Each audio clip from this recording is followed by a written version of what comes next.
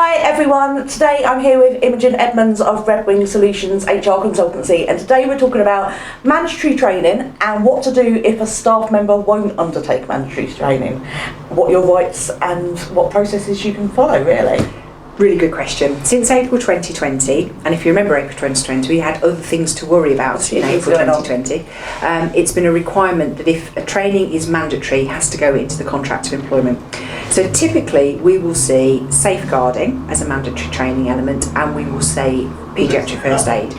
Now, if you've put mandatory training in the contract of employment, it will become a condition of employment that that employee undertakes that training or makes themselves available to undertake that training at the intervals set out in the contract.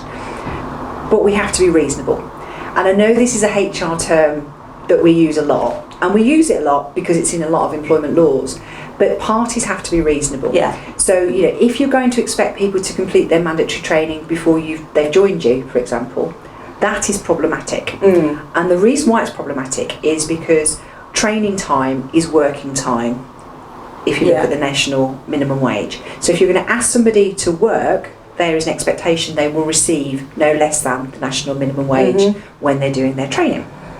So we assume everyone's got access to a computer. We assume that everyone's got access to the internet. For some people, their access to these things is not as equal as it might be for other people. So we have to ask questions about, okay, we're going to need you to do this training.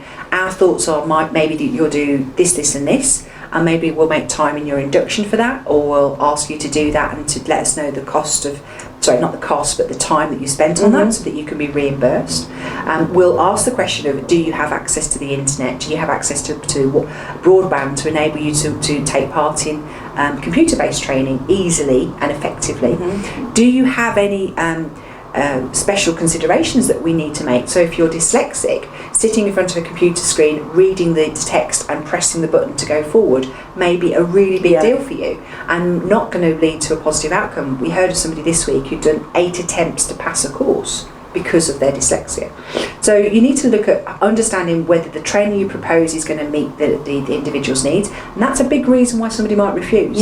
Because they don't want to say, but if you create an environment where it's okay to say, then you're going to get a more motivated and more committed employee who's going to say, in this workplace, it's psychologically safe. I can say what I need. I can say that never works for me. Is there any way I could, rather than watch something and listen, maybe I could read? Remember, we all have different learning styles, visual, audio, kinesthetic, and we should be looking at some training, I think, to be confined to the classroom. I'm a big fan of classroom training, because then the trainer can see someone's not keeping up, somebody needs extra, somebody needs to be asked a question just to make sure that they are thinking about the training and not tonight's tea. And so there's lots of reasons why people might not complete mandatory training, and it's an employer's role, I think, to find that out before we start deciding what that response of not doing it actually means.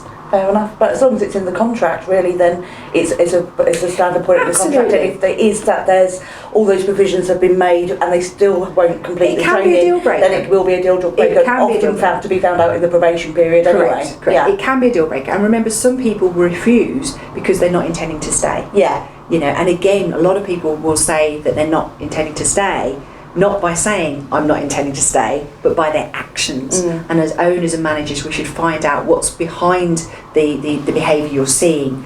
What we all do and make mistakes for in life is to make assumptions that refusal to do the training, or they haven't got around to doing the training, that must mean that they're lazy, or that must mean that they're not committed, or that must mean that they're not staying.